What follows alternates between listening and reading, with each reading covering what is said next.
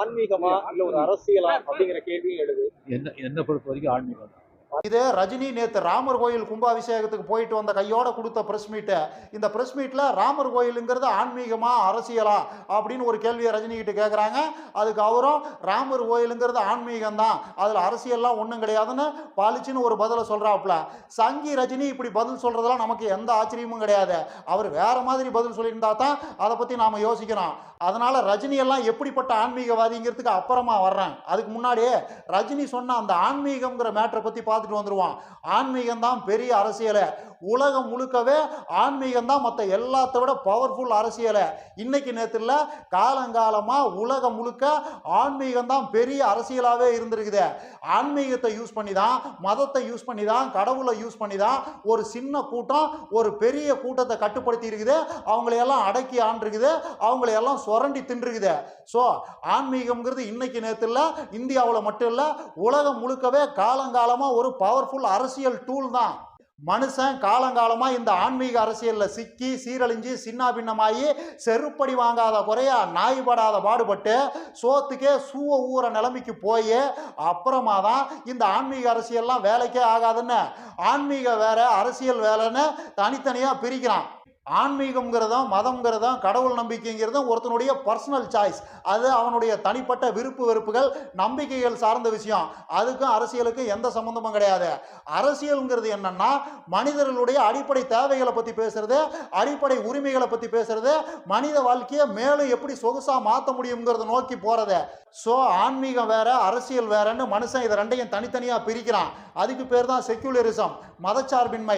இந்த மதச்சார்பின்மை கோட்பாட்டை உலகத்தில் இருக்கிற பெரும்பாலான நாடுகள் ஃபாலோ பண்ணதுனால தான் இன்னைக்கு உலகத்தில் இருக்கிற பெரும்பாலான மக்களுக்கு அட்லீஸ்ட் சோத்துக்காவது பிரச்சனை இல்லாமல் இருக்குது. திரும்பவும் ஆன்மீகமும் அரசியலும் ஒன்னாச்சுன்னா பழையபடி சோத்துக்கு சூவை தான் ஊணும். இந்தியாவில் இந்த RSS பிஜேபி காவி கும்பல் மதத்தை அரசியலாக்கி நம்மளையெல்லாம் சோத்துக்கு வழி இல்லாமல் பழையபடி ரோட்டில் அலைய விடுறதுக்கு உண்டான அத்தனை வேலைகளையும் இப்போ பார்த்துக்கிட்டு இருக்குது. இதை நீங்கள் சிம்பிளாக புரிஞ்சுக்கணும்னா இந்தியாவையும் பாகிஸ்தானையும் ஒப்பிட்டு பார்த்தீங்கன்னாவே போதும். இந்தியாவும் பாகிஸ்தானும் ஒரே சமயத்தில் தான் சுதந்திரம் அடையுது. பொருளாதார ரீதியாக ரெண்டு பேரும் ஒரே லெவலில் தான் இருக்கிறாங்க. ஆனால் இன்னைக்கு தேதிக்கு பாகிஸ்தான் உருப்படாமல் போயிடுச்சு, இந்தியா உருப்பிட்டுருக்குது. எப்படி? பாகிஸ்தான்காரன் மதத்தை காப்பாற்ற போறான்னா மதத்தை அரசியலாக்கி பேசுன்னு பேசுனாங்க, அதனால தான் அது உருப்பு இல்லை.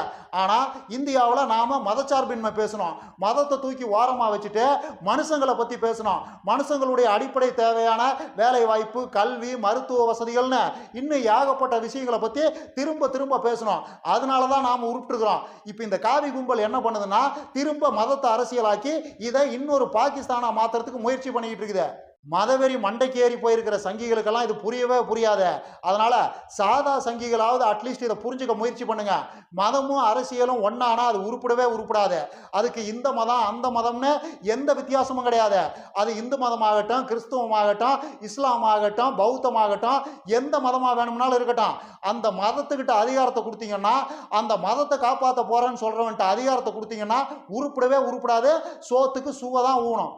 மற்றபடி ராமர் கோயில் கும்பாபிஷேகத்துக்கு போயிட்டு வந்தால் இந்த செலிபிரிட்டிகள்லாம் இருக்கிறாங்கல்ல, அது ரஜினி ஆகட்டும், தனுஷ் ஆகட்டும், டெண்டுல்கர் ஆகட்டும், அம்பானிகள் ஆகட்டும், அதானிகள் ஆகட்டும், அப்புறமா கோயில் கும்பாபிஷேகத்துக்கே போகாமல் இங்கேயே உக்காந்துக்கிட்டு இது 500 ஆண்டு கால போராட்டத்துக்கு கிடைத்த வெற்றின்னு புலங்காகிதம் அடைஞ்சிக்கிட்டு இருக்கிற ரங்கராஜ் பாண்டே வகைராக்கள் ஆகட்டும், இவங்களை எல்லாம் உங்களில் யாராவது இவங்கெல்லாம் உண்மையிலேயே கடவுள் பக்தர்கள், கடவுளுக்கு பயப்படுறவங்க, உண்மையான ஆன்மீகவாதிகள் அப்படின்னு யாராவது நம்புனீங்கன்னா நீங்கள் தான் உலகத்திலேயே பெரிய அப்பாவி.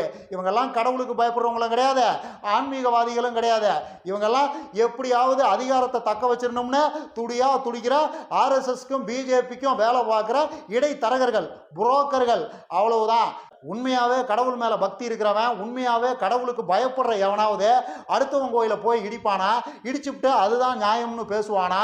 அது மேலேயே ஒரு கோயிலை கட்டிட்டு இது ஈடு இணை இல்லாத சாதனைன்னு பெருமை பீத்துவானா?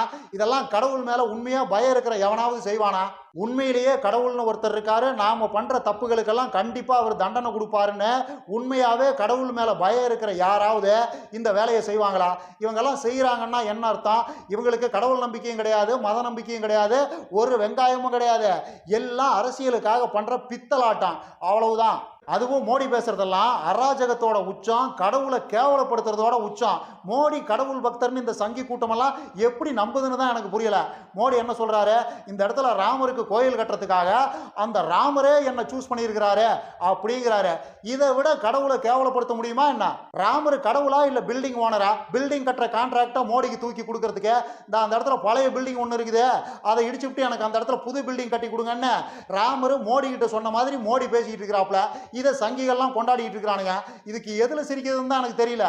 இது எல்லாத்துக்கும் மேல இந்த ராமர் கோயிலுக்கு இந்த சங்கி கூட்டம் கொடுக்குற முட்டு என்ன, பாபர் அங்க ஏற்கனவே இருந்த ராமர் கோயிலை இடிச்சிட்டு தான் அதுக்கு மேல மசூதி கட்டிட்டாரு, ஸோ பாபர் அநியாயம் பண்ணிட்டாரு, அக்கிரமம் பண்ணிட்டாரு அப்படின்னு ஒப்பாரி வைக்கிறானுங்க. அந்த இடத்துல ஏற்கனவே ராமர் கோயில் இருந்ததுக்கு உண்டான எந்த சாலிட் எவிடன்ஸையும் இந்த சங்கி கூட்டம் இன்னைக்கு வரைக்கும் தரவே இல்லை. சரி, அதை விட்டுருவோம். பாபர் உண்மையிலேயே அங்க இருந்த ராமர் கோயிலை இடிச்சிட்டு தான் மசூதி கட்டினாரு, பாபர் அநியாயம் தான் பண்ணாரு, அக்கிரமம் தான் பண்ணினாருன்னு வச்சுக்கிட்டே பேசினாலும் பாபர் பண்ணினது அநியாயம்னா இப்போ நீங்க பண்ணியிருக்கிறதுக்கு பேர் என்ன?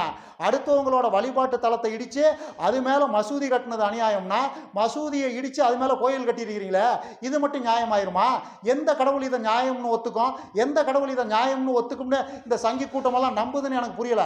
ஸோ இந்த காவி கும்பலுக்கு கடவுள் மேல பயமும் கிடையாது, பக்தியும் கிடையாது, ஒரு வெங்காயமும் கிடையாது. எல்லாம் ஓட்டுக்காக பண்ற பித்தலாட்டம். பிஜேபியில் இருக்கிற அத்தனை மொல்ல மாதிரிகளும் இப்போ ராமர் படத்தை தூக்கிட்டு வந்து நாங்கள் தான் ராமரை காப்பாற்ற போகிறோம், அதனால நீங்கள்லாம் சேர்ந்து ஓட்டு போட்டு எங்களை காப்பாற்றுங்கன்னு ஓட்டு பிச்சை எடுத்துக்கிட்டு இருக்கிறானுங்க. கடவுளை இந்த காவி கும்பல் மொல்ல மாதிரிகளோட கையில் கொண்டு போய் சேர்த்துருக்குது. கடவுளை கேவலப்படுத்துறது யாரு? உண்மையான கடவுள் பக்தர்கள்லாம் கொஞ்சம் யோசிச்சு பாருங்க, எல்லா உண்மையும் புரியும். இன்னும் நிறைய பேசலாம். லைக் பண்ணுங்க, ஷேர் பண்ணுங்க, கமெண்ட் பண்ணுங்க, மறக்காம சப்ஸ்கிரைப் பண்ணிருங்க.